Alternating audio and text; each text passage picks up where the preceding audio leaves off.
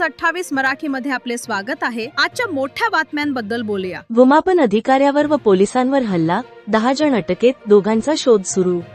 मोहपा police station हद्दीतील चाकडोळ शिवारात शासकीय भूमापनाचे काम सुरू असताना भूमापन अधिकारी व पोलीस कर्मचाऱ्यांवर हल्ला केल्याप्रकरणी मोहपा पोलिसांनी 10 जणांना अटक केली असून 2 आरोपींचा शोध सुरू आहे। या प्रकरणी न्यायालयाकडे 14 दिवसांच्या एमसीआरची मागणी करण्यात आली आहे।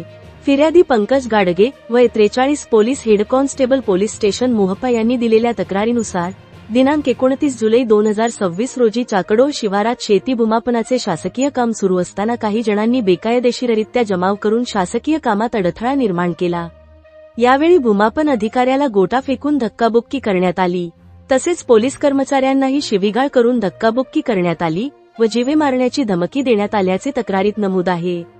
तसेच सपोनी राजकुमार त्रिपाठी यांना नखाने ओरखडून जखमी करण्यात आले।